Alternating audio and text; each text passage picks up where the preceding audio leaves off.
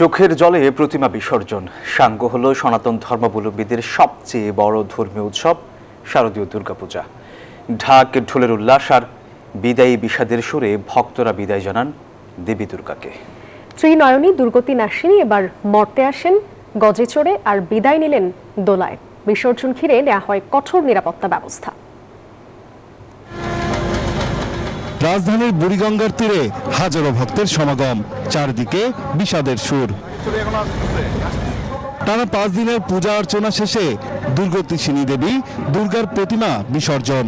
সমাপ্ত হলো সনাতন ধর্মাবলম্বীদের সবচেয়ে বড় ধর্মীয় উৎসব শারদীয় দুর্গাপূজার। ঢাক ঢোল কাঁসার ঘণ্টার তালে তালে রাজধানীর বিভিন্ন মন্দির ও মহল্লা থেকে আসতে থাকে শোভাযাত্রা।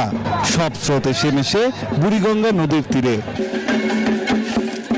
নৌকা যুগে প্রতিমা নিয়ে যাওয়া হয় নদীর মাঝে, সেখানে সম্পন্ন করা হয় বিসর্জনের পালা। ভক্তদের চোখে অশ্রু আর কণ্ঠে দেবীর বন্দনা। বান্ডেল থাকলে প্রতি সেনমানিতে টাকা বাঁচবে। বিকাশ সেনমানি বান্ডেল কিনে জিতুন প্রতি লেনদেনে। বাপের বাড়ি আসলে যেমন চলে যায় শ্বশুর বাড়িতে, ঠিক তেমনটাই লাগছে।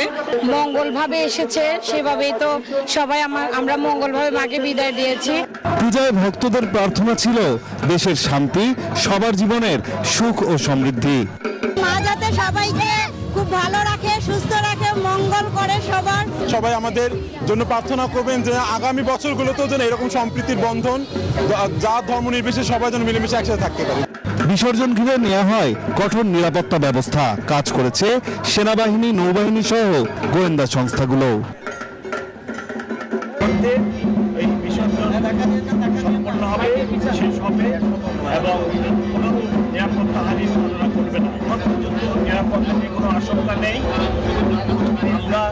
যথেষ্ট সচেতন আছি।